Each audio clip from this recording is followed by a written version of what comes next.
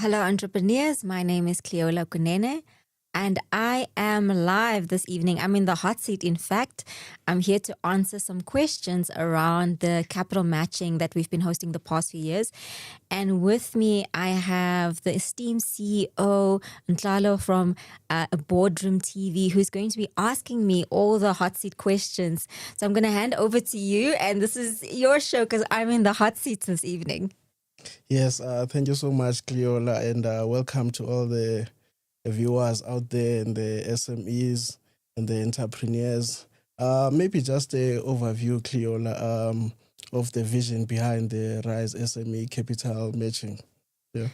Oh, wow. So the vision is actually quite a few years old. It started, I think, 2019, 2020 with the JSE just embarking on how we can support SMEs. And it started with just me leading it. And now we are a very steady team of very passionate people who are focused on supporting SMEs. So we started a few years ago with SME Rise with an accelerator program that focused on growing medium-sized companies. And as you can imagine, we don't have a lot of large enterprises in the country, and we wanted to establish a solution that's going to help fast-track the growth for companies to become large. And then recognize through the work that we were doing that there was a serious gap in terms of access to capital and funding. But more importantly, there was also a gap in funding readiness. So we started developing solutions around that and then launched in 2023 in the Western Cape with the Western Cape Government, Department of Economic Development and Tourism. And the first one was really great because we worked with companies in the Western Cape to train them through funding readiness and help them, determine really what it means to get funded. So everything in terms of from funding readiness was everything in terms of their financials to the legal aspect to the market assessment, etc. And then from there, we worked also with Department of Small Business Development, with SETFA, and so many great funders that I can go into. But then we've just expanded from there, province to province. Yeah. Yes. What would you say is the key challenge with the SMEs? I know Cape Town, you guys made a huge impact there. I think 62% matchmaking with the funding. What was the challenge with some of the SMEs that could not get funding? So when you look at funding readiness, people think sometimes it's just about knowing, but it's just about financials. We sometimes see that companies can even have a bookkeeper or CFO but not be funding ready. So I think the first challenge, yes, is financials. But it's also not companies knowing what type of funding is out there, what type of funding exists. So if you look at it, the breadth and width of funding, so starting with everything from the type of alternative funding solutions, purchase order financing, invoice discounting, mezzanine type financing, so different debt structures, asset financing, and then looking at the different equity type of structures. And then everybody thinks it's just about grants or things like that. Even then, the different types of funders that are relevant for your business. So we start there. And I think the first gap is funding literacy. And I would call it funding literacy because people don't understand what is relevant for their business or what type of funding exists that is ideal for what they need. The second part is financial literacy in terms of the right type of financial information that funders would want to see. So for instance, a VC would want to see different information from a company that you're just getting purchase order financing from. And then when we talk about sales and marketing, it's not just about your sales and marketing plan. They want to see, for instance, what is your market assessment? Which market is obtainable and which market are you going to go into? How long is it going to take you to grow this market? How much does it cost and when do we get our returns? What is ARR? What is IRR? So all those things. So it sounds like a lot of jargon, but one of the things that I even tell a lot of entrepreneurs is you need to understand even the language of money so that you can explain to yourself and to a funder where your business is going. Your vision, yes, and understand how you make money, but also at which point do they get their money back and at what rate, right? So I think the financial literacy part is a big aspect. And then lastly, there are some challenges around things such as tax. not all funders require that you are tax compliant, but some funders do. And we see a lot of companies struggle with that as well. Yes, and talk to us also about some of the successes of this program from the time you guys started in 2023, right? Yeah, just take us through those aha moments, interacting with the entrepreneurs out there, the grassroots, some of the successes of this program. I think, we can talk about successes in three parts. The first is that we managed to get such an amazing community of funders on board and government entities to support it. The funders coming on board to the capital matching, just to give context, we bring different funders together to come in and participate and meet with SMEs. So not just one type of funder, so that we have a mix of funding options. So from the beginning, I think the success was being able to get so many funders to come and support the program and the initiative. And government entities, NEF, CETFA, IDC, etc. Right? Some of the private capital funders we've had African Bank, we've had ABSA on board, we've had Equate on board, we've had Creative Capital, we've had so many amazing funders that have come to the party in the past, and that rhythm Altvest as well has continued, right? So I think that's the first part, is just the support from the community, right? The second is seeing companies really learn funding readiness. So the funding readiness training has been free. We first started it as just live masterclasses. Then we developed a digital training solution. So any company can go right now and do the training for free today. They can go, it's online, and we've compressed that in a manner that is easily to go through and learn. And then we support it with live masterclasses. And I think the live masterclasses then give companies an opportunity to ask questions and go through their own scenarios. And even then, we've had so many amazing experts, such as legal experts, business strategy experts that have come on board and really helped to explain things to companies. So I think the success criteria has been, one, seeing the community come on board. Secondly, seeing really funders partner and support, but then companies genuinely learning from the funding readiness. And whether they decide to go through the capital matching event day or not, we've seen some companies learn from the funding readiness and then go source funding themselves somewhere else. We've even seen companies then go source funding internationally, because now they are, I would say, it's kind of like you've been trained, you've been equipped, and now you can run the race with or without us. And then lastly, of course, I think apart from that is also just having the capital matching initiatives and seeing it scale from province to province. We started in the Western Cape, and then last year we went back to the Western Cape, but then we expanded into the Eastern Cape. The Eastern Cape Economic Development Department came on board, and then we also went into Free State and they came on board. And just seeing those partnerships work and the amount of companies that we were able to match and support was phenomenal. And I must say, I was really blown away by the amazing companies that we met. People always have a perception like, oh, maybe there aren't great companies in the Free State, or, there aren't great companies. That was my next question. Yes. Also, how the different provinces, the entrepreneurs, because, we look at Gauteng with the most access and so forth. Yeah, how the other provinces are doing as far as entrepreneurship. Yes, so I think the provinces, and like I said, they were amazing companies that we met, and Eastern Cape was amazing. I mean, we've made companies there. For instance, I'll give some examples. One of the companies we met made medical devices, a husband and wife team, Black-owned medical manufacturing company. Listen, phenomenal. In the Free State, we met a company that was making coffee from butternut, right? Even exporting into Namibia. We have worked with amazing companies. One of the companies I saw now actually on News 24 that we had in our first capital matching in 2023, Kaya Licha Cookies.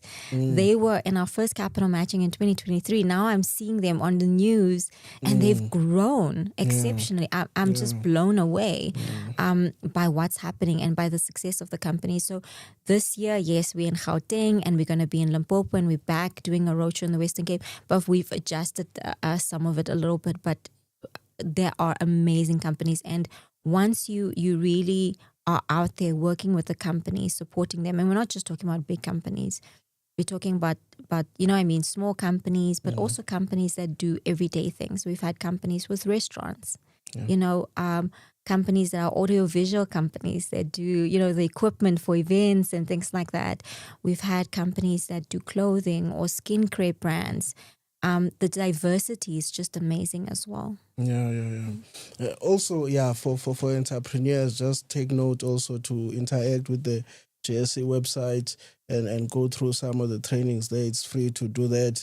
And I think also to note again, when you say some companies just ran with the experience and the exposure and they went out there and did the work and applied the knowledge they got from you guys. And then about the other provinces, is there a plan also to even neighboring countries? Any plans like that? So our focus right now is South Africa. There's a lot of support that we need. Like we said, in November, we will host the capital matching in Limpopo and Gauteng here at the JSE. But right now, we're doing road shows. On Friday, we're going to be in Soweto. And we already have 200 companies that have registered. They come to the Soweto workshop. We're very excited about that. And of course, yes, we want to go into other provinces.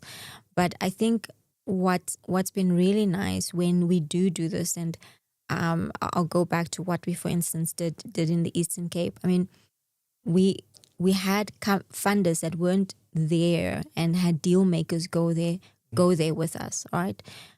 We had companies that went through the process and they are so professional. The companies, they come with their pictures, you know what I mean? They come and present, and we don't do it like Shark Tank style. I must say the capital matching is done very sophisticated. It's closed cubicles, and you as an entrepreneur, you get the opportunity to meet one-on-one with deal makers, and you get to present your company and talk about your business and your needs. Right. And on average, a company would meet 3 or 4 different funders in one day. Imagine you would have gone through how many months to try and meet those people. And now we're bringing them to you. One of the entrepreneurs actually said he actually feels like he was on like 4 amazing dates, because usually he's the one knocking on doors, and now he was just there, and they were genuinely interested in his company and wanted to know how they can fund his business, and he did get funding. For instance, I know now we've done a tally in the Eastern Cape. We had 44 million rand that was allocated already to entrepreneurs. That was money that wouldn't have been there before, and now companies have received funding, and similarly in other provinces. And we're hoping that now that we're going into, especially like Limpopo, that we're going to see a significant participation from entrepreneurs coming, and especially in Gauteng as well. But remember, even the work that we're doing is national, right? So any company that wants to participate, especially in the funding readiness and other capital matching solutions, can definitely participate. Yes, I mean, they can travel. It's only here in South Africa. And compared to the access that you get and that exposure and knowledge from experts, is definitely worth the travel. Also, the funders may be watching. How can they engage, and what particular businesses or sectors are you guys prioritizing? So yes, we definitely are still bringing funders on board. We have some funders already, and we've got some amazing companies this year that are going to partner with us. So when a funder wants to participate, we look at a few things. We look at whether the mandates are aligned in terms of what we're trying to do, because a big focus for us is not just the funding. We're also looking at trying to ensure that the companies are sustainable. Right. So we want funders, so we want funders also to have the same vision and goals and alignment, that when they come on board and participate with us, the goal is, yes, to support the entrepreneurs, ensure that we can fast track funding, that they do have capital available in different forms, because we also don't want too much of just one type of funding. We want diverse funding. We even bring on board ESD, funding and ESD partnerships. So if in any ESD organizations or stakeholders want to participate, they're welcome to reach out to us. Because we also look at how we can bring in other solutions. And there's an exciting piece this year that we're also bringing in service matching. So we'll have Vodacom on board, and Access Bank, etc. So we're also bringing in other things to try and make sure that we flexible, yes, and make sure that it's very impactful.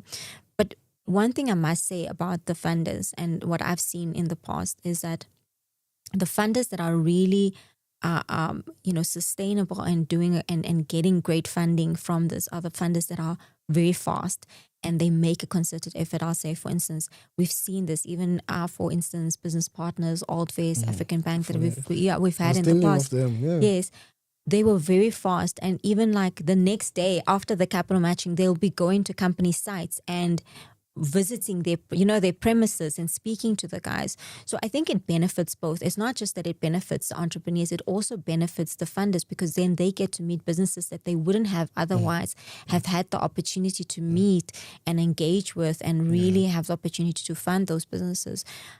So yeah, we are doing a lot of work, and we'll be doing a lot of road shows leading up to the events, to make sure we educate and we help and we get as many companies on board as possible to ensure that they get funded. Yes. At this point, what are you most excited about with this program? Because it's a lot of impact, and I can imagine also the young people out there, because we have I would say big numbers of unemployed youth and so forth. So I think for other companies also to follow suit, this is a good example. What are you most excited about going forward with this program? I think what excites me most is what I see happen to companies once they start engaging with us, because they think it's just about funding. But once you start looking at your business the way a funder would look at it, whether somebody would invest in it, and we start asking those questions and guiding you strategically, we see companies also think of their businesses in that way, and they pivot very quickly, right? Because imagine if I say to you, your business could potentially be the next Uber, and I give you that strategic and this is what it could be worth. You start thinking of your company differently. So what we see is not just companies get access to funding, but what we see is that entrepreneurs themselves start thinking about their businesses in a different way.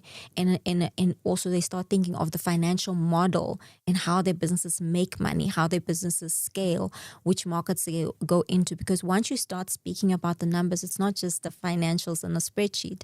It's about the numbers in terms of how will this business grow and how will it grow sustainably. That excites me every single time, because those businesses, you see them grow very fast after that. Yeah. And looking at, I know you guys traveled to the US, was it last year? Looking at that, the funding space in the US, where would you say maybe there's still a distance to cover in terms of that space here in SA? So there's a few things. I think one is that funding in South Africa is still expensive. So we don't have a lot of capital, so getting access to capital is still expensive. Whereas in the US, capital can be very cheap. Second is that we don't have a high risk appetite in South Africa. And whereas in like the US, there is a lot more, because if there's more money, there's more, people have a bigger appetite for risk. So if there's not a lot of money and the money is very expensive, if I'm the one allocating the money, this is all I have, and it's costing me a lot to have the money, I have a high, I'm more like, let's see. So there is more of an appetite to take a chance and see, right? Good point. Whereas we don't really have that luxury. We have to really, that's why we do funding readiness. We have to get it together and make sure we understand our story, because even if it's DFI, even if it's government funding, for instance, think about it. You get a debt from SETFA. Yes, it's cheaper, but if you can't pay that back, that means the next person can't get funding. So it's so important that they also, even if it's government funding, they have to make sure they give it to someone that can pay that money back. Because if that money doesn't come back, the next entrepreneur doesn't get money, because there's only so much. It's a good point to explain. Yes. Yeah, because a lot of entrepreneurs, sometimes disgruntled that, some of these facilities are not available, but you also depending on the ones before you who did the right thing and multiply the money. Yes. That's what it's about. Yeah, and also that US market, and maybe are you guys also stretching in terms of bringing those funders from the US also over here? Is there such a lane being built or in the future? Yes, so we do have that, and we've done. So if you look at, like, for instance, the Accelerator Program, we've expanded companies into the US and then other countries. This year, there's some challenges with the US, but we are bringing some funders still again in the US. You would remember last year we had the Africa Investment Diaspora with the US investors that we brought to the JSE. So we will be bringing more international investors, but we are also going to be bringing investors from Saudi Arabia. We are engaging with the Saudi VCs and not just for investment, but for both commercial opportunities and investment. So even companies that want to do business with South African businesses. And more importantly, what I really enjoy is that they are reciprocating and saying, if you have companies that want to expand into Saudi, we will help open those doors. Yeah.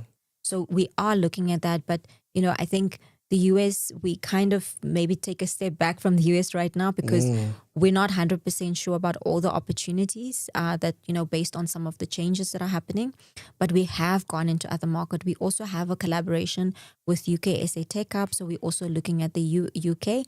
And then very recently, about a month ago, so we had a session with Business France, where we opened that up to entrepreneurs as well, to say companies that want to do business in France, they can speak to us, and we can definitely leverage that opportunity and help them expand into France as well. So this year, going into next year, we will still potentially have the US, but we definitely will have Saudi, France, and then the UK. All right. And I think we'll take some questions also from the socials. Cherith is saying she would love to know how we should prepare for matching, what to bring, etc. Any tips on networking at the event itself? Yeah. I think the most important thing is, and this is one of the things that we cover in funding readiness, is to have your pitch deck ready, because you should be able to talk about your business in 15 to 20 minutes. Right? What your business does, what is the value proposition, what exactly are you looking for, how much money are you looking for, what type of capital are you looking for? Are you looking for debt? Are you looking for equity? Even how long do you need the money for? And more importantly, what do you want to use it for?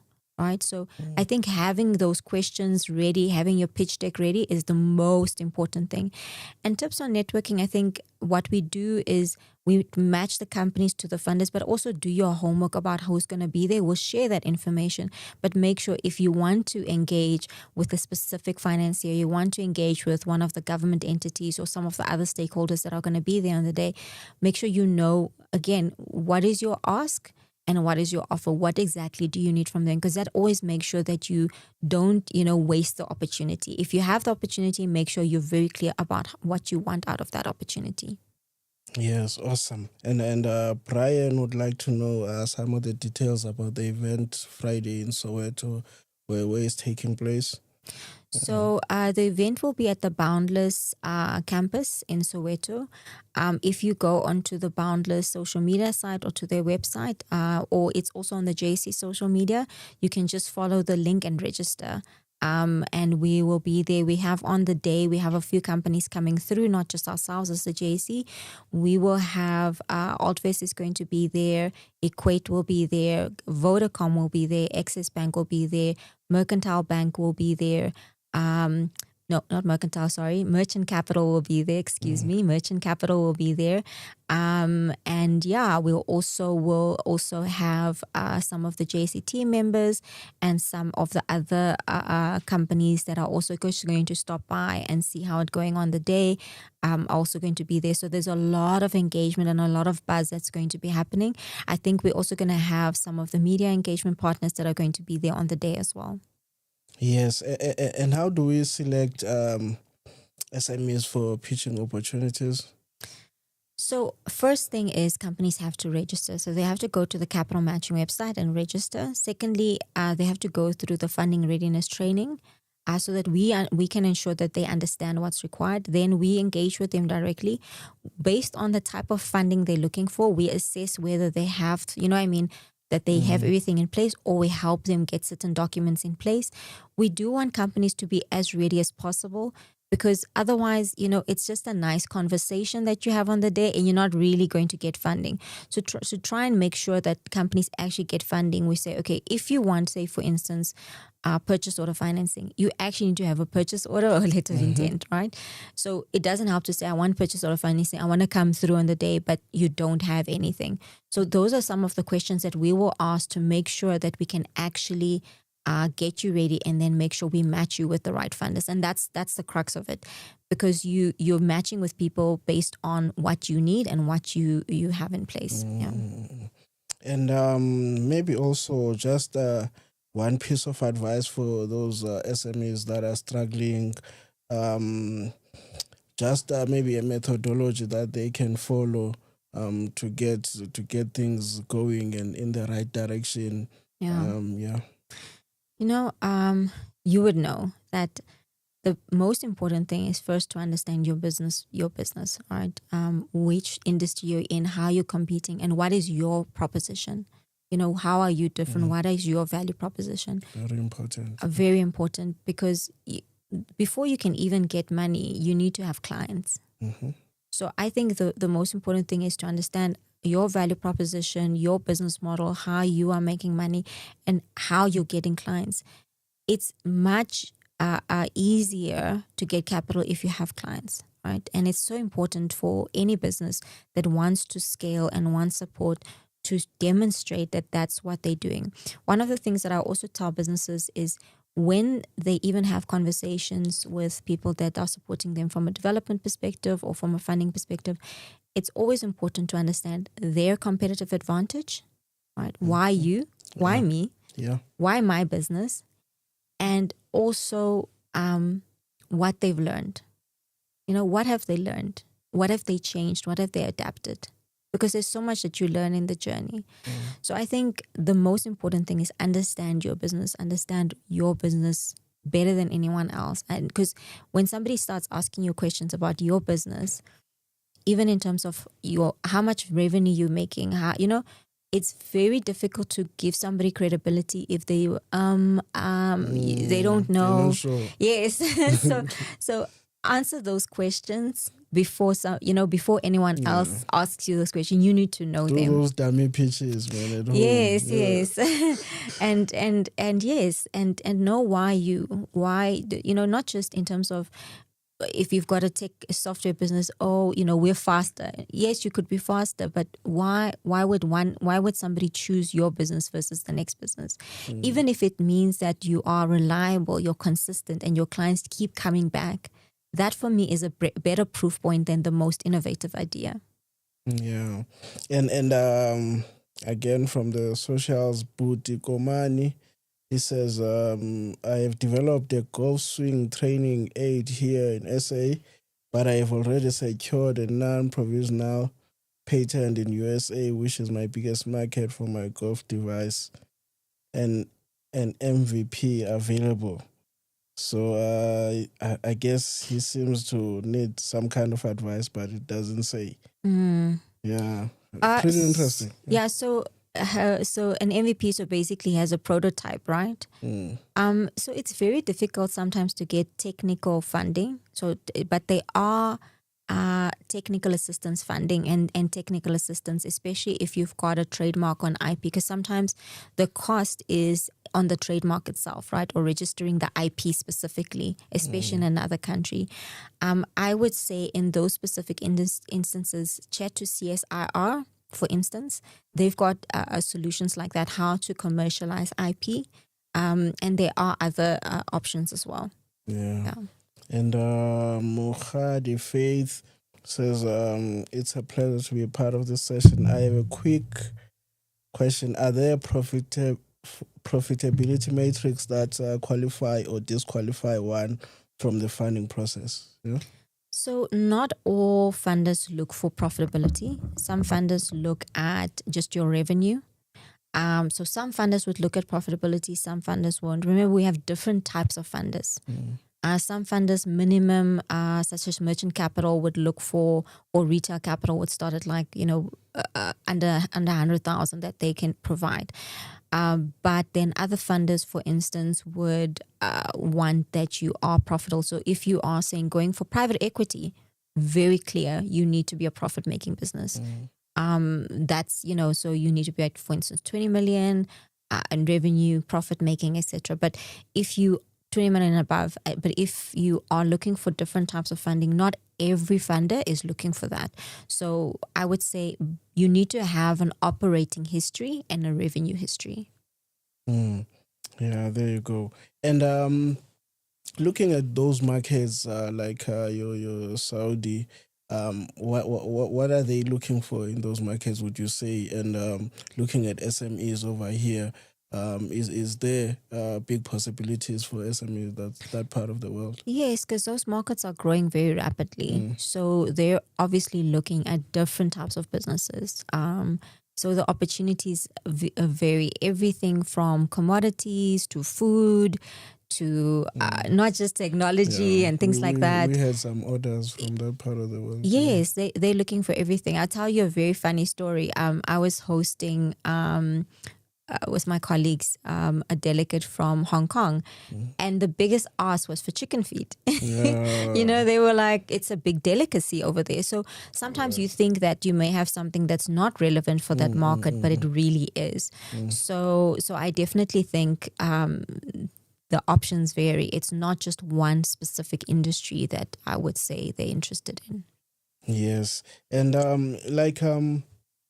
also with this challenge for tariffs, I think also opens people's minds, to explore different territories. Also China, there's a lot of demand for different products from that part of the world. You are well traveled. What are some of the spaces you would say, besides just focusing local?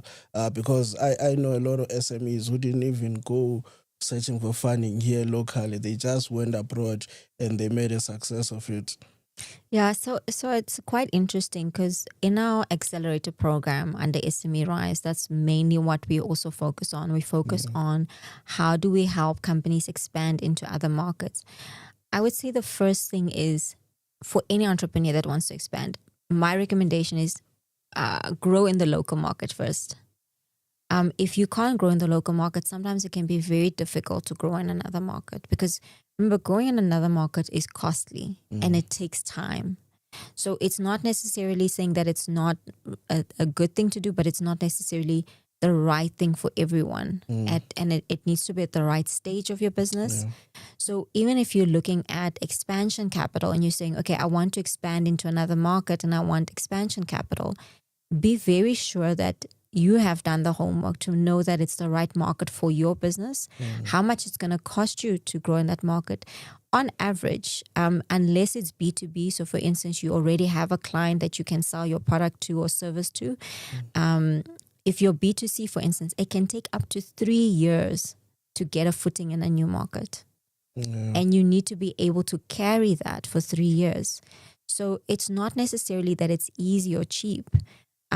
So that's why I say it's not, get going in your local market first. And if you are looking for expansion capital and you want to have that conversation with the funders, then focus your attention on which market is viable, how much it's going to cost you, and then more importantly, how much are you going to earn out of that growth? Yeah, good advice. And Bushman says, how will our creditor manage to protect their investment if our market floor does not have the buying power to make payment deposits? Yeah. So I'm going to make an assumption that he's talking about credit, right? Yeah. So let's talk about that. The cost of credit, that's the cost of debt. Let's call it debt. The cost of debt is more the higher your risk. So if you are less risky, you've managed your business well. Because also we find interesting things in the financials. Sometimes people treat it like their personal accounts. Yes. I've heard if you're doing that, it means you're higher risk. So or you haven't, been consistent, etc. So the less riskier you are, the cheaper it is to get debt. The cheaper your debt becomes. Because if you're higher risk, even if you get capital, it's a little bit more expensive because they have to factor in the risk because now they're paying for your risk. And it's the same principle as insurance. If you have 10 accidents, your insurance is going to be higher. Yeah. So you can't say that not people can't pay back the debt or that debt is necessarily expensive. It's just that debt is at the cost of the risk.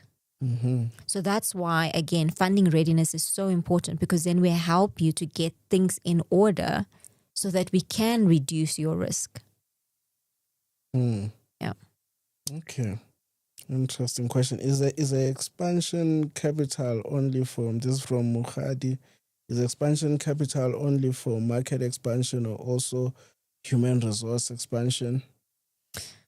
That's a very important question. So say, for instance, you need something like that. It's potentially working capital or growth capital. So I would say it depends on what you need. So does she need debt or does she need equity? If she is growing, she's growing, and say, for instance, she says, okay, I just secured a new contract. For this new contract, I need, I can prove that it's going to grow my business, but in order to do that, I need more capital, right? And that capital is going to help me, in terms of getting new computers, getting, 2 new stuff. But I can demonstrate, that's the point of growth. You can show that there is going to be tangible growth. So you can get that as either equity or you can get it as debt. Either or, the choice is yours. Or even mezzanine structure, there's different structures as well that you can get. But if you need to be able to say, if once I get this money, I will be able to grow from 2 clients to 10 clients. Then you can obviously, and I think that's really nice, because then she knows what she's going to use the money for in order to grow, which is very important.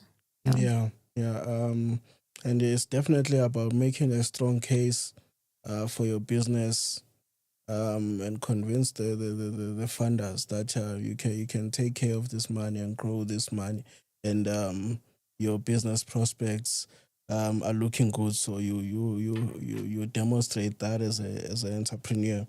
So the Cape Town leg of the tour is already done. No, so we've started with Cape Town, and let me take you through a little bit more detail. So the past few years when we went into Cape Town, we did the funding readiness, and then we did the Cape Town piece as just an event. However, we realized that left out a lot of people in the Western Cape province. And with Department of Economic Development and Tourism, we decided to do a complete roadshow. So all the way, we've done the first one in June, and we're going to do another one in September, and then another one in December, and then the event will only be in February. So what is the roadshow? We basically are going to multiple towns in a week in the Western Cape, all the way from Saldanha to George, and we're visiting probably 2 towns in a day, and we're meeting with stakeholders. So those are the people such as municipalities, business chambers, business associations, incubators, development organizations, and entrepreneurs themselves. And then we're doing the roadshow to both help them in terms of their funding readiness, but also for the second and the third roadshow, we'll be bringing funders with us. So they'll have the opportunity to participate in the roadshow and get directly matched with a funder on the roadshow, and we will do digital matchmaking for them as well. So what makes Cape Town Western Cape very unique this year is that we genuinely are going different places throughout the province to make sure that no one is left behind. Because you can imagine in the past, what we've had is we would host the event in Cape Town and a company would register, but then the company says, you know what, I'm 2.5 hours away or 3 hours away, and it's so hard for me to leave my business for an entire day and travel for 3 hours. So what we now genuinely are trying to do is saying, how do we make it easier for companies to participate in different parts of the province? So companies in the Western Cape definitely can, go participate. Everybody will be there. So we're basically saying we're bringing the funders to you, to your town, for you to actually have that opportunity. And similarly, when we do the roadshows here, like you'll see on Friday in Soweto, everybody's there. So the entrepreneurs have an opportunity to ask their questions, etc. And when they participate in the, the bigger capital matching event, they'll meet even more funders and more partners. And it's really is such a great opportunity. And I just want to take a little step back. There was recently from the SME Business Growth Index a statistic that came out that said over 51% of companies are afraid that they'll basically close in a year. That's an assessment that, from that report. But funding is one of those things that can actually help save companies as well. Right? If you inject the right type of funding at the right time, it can actually help your business scale instead of, you know what I mean? Because that little bit of capital gives you a little bit of money for additional marketing, additional resources to scale the business in the way that you need. Yes, there are other things that can really ramp up your business that you must do. You must do sales, you must have good products and good service.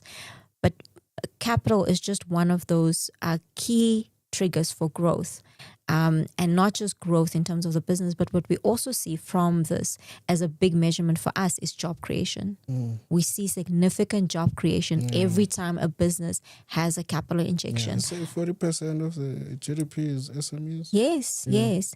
And so one company, sometimes we think, if an SME closes, it's just the founder. No, it's the founder and all the people that person supports and hires. And not just that, all the people that company does business with, right? So there's such a domino effect on not just one business. Sometimes it impacts 10 businesses, when one business closes. So we want to make sure that we do everything we can to ensure that business doesn't close. Yeah. And talking about saving companies, I know Elon Musk says there's times he got funding on the last day when he was closing down. Entrepreneurs be encouraged. And Chivumo says purpose-driven provider of clean energy for commerce and industry, looking for aligned investors to scale impact and jobs. So appreciate the platform. So he's just putting that out there. He's in the purpose-driven provider of clean energy for commerce. That is amazing. And I would say to him, be very encouraged because impact investing is so important. When we talk about ESG, which is environmental, social governance, but impact and sustainability in general, a lot of South African businesses don't actually realize that most of us are impact businesses. We have impact businesses because everything we do makes an impact. We're solving real problems. And, we can measure, whether it's in the governance space or social or labor, etc. We have genuine impact. And there's a lot of businesses and there's a lot of capital for impact business.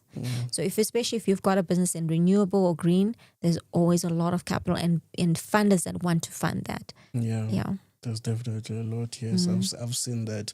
And the other businesses maybe who haven't gotten that funding, is there renewed support somehow and some kind of access from JSE for them going forward?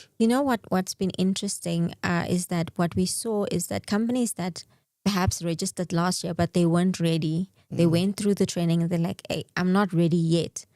What we saw, or the year before, is that we saw they came back last year and they said, well, now I'm ready because now I knew what was required. So I just had to get my stuff in place. Work on it. Yes. And then they got funding very quickly. So sometimes it's just about going through the process. At least because by the time you need funding, if you're only learning then and you're only starting to get things ready then, guess what? Then it's going to take you a year to get funding. I remember speaking to a lady who was looking for funding and she thought, okay, she applied different places. Eventually she got funding from, I think it was the SAB Foundation, but it took a year and a half to get funding ready because she never had anything in place. So start now. Even if you started your business yesterday, start going through the training now so that you know what is required from you. And it's very important to engage the process and educate yourself, because sometimes you just don't know and you need that exposure. Also, just again, some of the people that are coming through Friday, you said Vodacom. Yes, Vodacom, Access Bank. So let's talk about Friday a little bit. Um, we've partnered with this amazing company called Boundless Group. They are amazing. Yes, with Sipho Klassen and his Yeah. team. So they do education, for disabled people, for and And people. they just opened in Soweto, Yes, the and last couple of it's months. such an amazing story. So they have a campus in Sandton, and what they've seen is that a lot of people have to travel very far. So for women, youth, etc., I had to travel very far. And then what they did is they converted an abandoned school into a campus. So they spent, I think, about 5 million rand converting that school. How amazing is that? It's a wonderful story. Not only that, the people that they worked with to convert the school were the local community members who converted that school. So I think just in terms of the work that they're doing, when they reached out and we engaged, the reason why for me it was a no-brainer, just to, I acted very fast to say, let's partner, let's do something, is because they are doing phenomenal work. And this is a great opportunity for all of us to really help the community even further, especially the entrepreneurs, to get access to real funding opportunities. But if you go to the school, I mean, it is amazing. It's a campus. It is beautiful. I meant to go to the opening. You have to go. It's beautiful. It's well run. So Friday is going to be a lot of businesses are going to be there. We're going to be there, and we're starting in the morning from about 9 a.m. And we won't go, it's not like till late afternoon. We end in the afternoon, but we'll have a few conversations. But mainly what we want is for entrepreneurs to have the opportunity to be part of the process. We want entrepreneurs to have the opportunity to connect with the right people, and more importantly, for them to have the opportunity to eventually get funding. Yeah. Have you seen some of the companies, not necessarily from this run, but some of the companies after they get funding and then they run through a lot of trouble with the team? Is there some of those things that happen? So that does sometimes happen to any. It can happen to any company. I think what we try and instill in the companies is be very clear what you're going to do with the capital. Because remember, you don't want lazy capital in your business. If you have lazy capital, it means you don't know what to do and the money's not working. Because remember, money is a tool and money's meant to work. So the moment you get capital, the point is, and this is something that we do in the funding readiness, to say, how do you optimize the capital to help your business to scale? So, and also if you got capital, you didn't make it work, you didn't grow from it, nothing happened, no one's going to fund you after that, because they're going to be like, but you got capital, you didn't do anything with it, right? So the point of any capital coming to the business is mainly, yes, you can solve certain things, but mainly to say, how does it help me? And I think that's a big question any business must ask themselves is, how will this help me to grow my business to the next stage? Because that is the point. It's an injection. So think of it as like, a shot of a Red Bull or something, right? Yes, that's the point. And I think that's essentially what you want, is you want something and someone to actually come on board and say, I will partner with you, I'll support you, here's the capital. And what's also amazing about a lot of the funders that I want to mention is that they don't just provide funding. Majority of the funders that come on board provide support. They provide, I know, for instance, Business Partners provides technical support. I know that Equate provides accounting services and support. I know that, Old West also provides other type of support. SETFA especially provides a lot of support. NEF as well, a lot of post-investment support. So they don't just provide capital, they actually help your businesses. They hold your hand, they partner with you because they want to see you succeed. And it's yes, they want to see you succeed. It's not just about, I want my money back. No, it's your success is my success, because it's a partnership. They don't just see it as a once-off funding. They see it as, how can we help your business grow and scale? Because if you grow, we grow as well. So yes, absolutely. Yes, and let's talk to also mentorship, Cleola. I know you also mentor some business people. How important is it for entrepreneurs to have mentors and also develop that support structure? Because most of the time you find the entrepreneur is just by himself, especially starting up. So an interesting study was done by UCT quite a few years ago, and it said that majority of businesses succeed or fail because of the entrepreneur themselves. So the first thing is the reason why it's important for an entrepreneur and even the founding team or the management team to have mentorship and development support is because the success or the failure of the business depends on them first. Yeah. Their mindset, their thinking, their knowledge. Secondly, their networks. If you don't have networks, you can't open a lot of doors. You can't collaborate. You can't, you need a lot of partnership and collaboration. Yeah.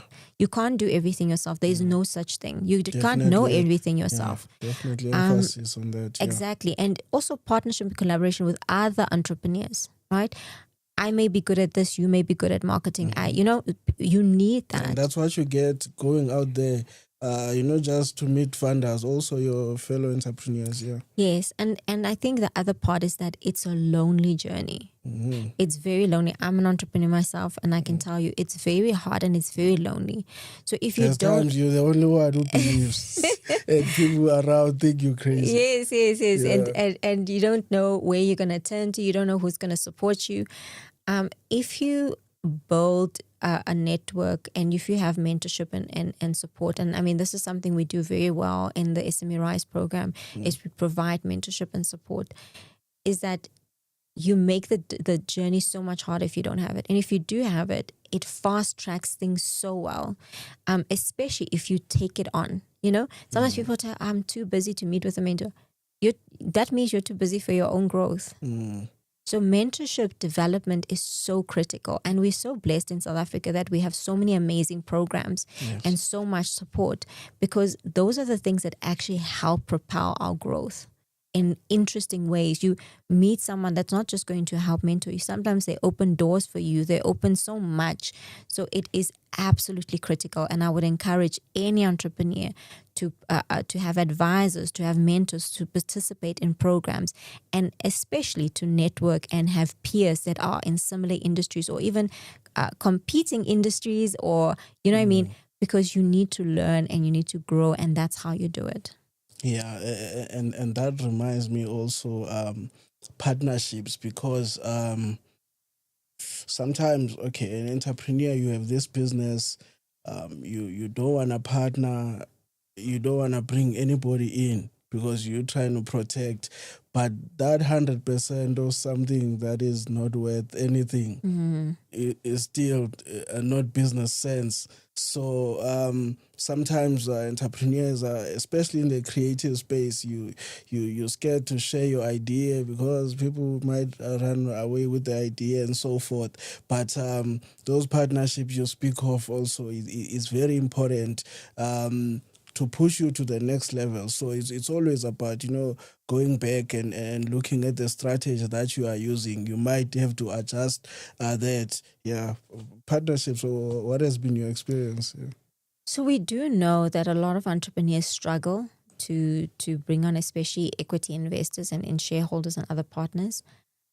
If you think you know everything or you just want to do everything yourself, remember that limits your business. Because yes, you might hold on, but also it's not just about sharing in terms of the equity. It's also about, if it's only you and your ideas, you're limiting it to you and your ideas. But if you bring on partners, it means you're opening it up to their ideas, their networks, and their opportunities. And that's why even if you're looking at an equity investor, you need to look at an equity investor that you can partner with. You know what I mean? In terms of how can you really partner? Not just I want the capital. The money can only take you so far. Without real partnership, you're never going to really grow. And we see that. We see companies that actually are not willing to bring in other people. They don't scale. They stay a specific size. They're unable to break through and grow. So yes, it's very important if you really want to grow and become a large business one day. The key to doing that is collaboration and partnership, and especially bringing on the right type of equity investors. Yeah. And what would you say is also key to building a strong team? I know you mentioned also you are looking at what is your skill sets and what is the value that somebody else is bringing, because sometimes this person that you need is demanding so much of the business, and then people would rather say, okay, no, it's fine, I'll just self-develop. I think, I would look at alignment. We encourage entrepreneurs, especially when we do even the funding readiness and we talk about the different investment types, is you have to look at what is their mandate, what is their strategy. Not every type of funder is for you, right? For your business. If there's a funder that's funding specifically in the mining space, for instance, why would you go to a funder that's funding technology, right? There has to be strategic alignment and mandate alignment, because they potentially know what's best. Even if it's debt or equity, they know what's happening in that industry. They can help unlock opportunities. They can help guide you strategically. They can help guide the operations for your business, and even help just mature your management team, right? So there has to be strategic alignment first, and then the rest is easy and it kind of follows from there. Yeah. I think also just to add, because sometimes, as an entrepreneur, it's easy to get discouraged, because you are getting a lot of rejections, but take it as a learning curve. Take it as a learning curve. You always need to educate yourself. You see, you always need to grow. And there's a time when you will run through the nose and get to the yeses. Yes. So yeah, don't be discouraged. It's not because your idea is wrong. It's not because your idea is wrong, but there might just be like some ground you need to cover. And most of the times, like I was saying earlier, investors want to see a demonstration of like they need to buy into this concept. You know it in your head that this business is the one, but now you need to articulate it to somebody else to understand what you are talking about and what you have built. So sometimes that like learning the language, like you said earlier, and how to express that business and the value proposition and the strong points of that business. So you need to also work on that pitch and building a case for your business, looking at the ecosystem and where your business fits in. So we have also Mana Tabiso. Yes, please share links to Capital Match registration website. Also, how do we enroll in the funding readiness training? So absolutely. Everything is on the JSE website. Just search for capital matching. If you search JSE capital matching, then there's a link and you can basically go through the registration process, and then we'll take it from there. We'll activate then your account for you to get access to the funding readiness training. And I just want to touch a little bit, on the types of training you'll see. So the first part of the training that we cover is the funding landscape, to give you a good picture of the different types of funding solutions. Then we go into strategy. And again, we know that people have their business plans and they have their strategy, but it's so important when we talk about funding, what funders want to see in a strategy is when you say in terms of your pitch, okay, I'm going to grow, by 100 clients, that would have to reflect in your strategy. So we talk about strategy in relation to the funding and strategy in relation to your growth, right? Then we go into sales and marketing. Again, the market assessment, the cost of marketing. And again, say for instance, let's take an argument's sake. You're saying, or an example, you're saying that I need capital to open up a new shop, right? You would have to then demonstrate, one, when you open up the shop, how much money you need to open up the shop. At which point will you be able to pay off the shop? Not just that, think about what would you need to sell? How much would you need to sell? At which price for you to be able to make that money back, and at which point? So if I say, look, I just need money to buy more stock, right? How much I want to buy 1,000 units, at what price am I selling it for me to make that money back? And how much is it costing to market to those clients? Even if I say, oh, I need marketing money, you need to start thinking about how much is marketing actually costing me for me to make that money back.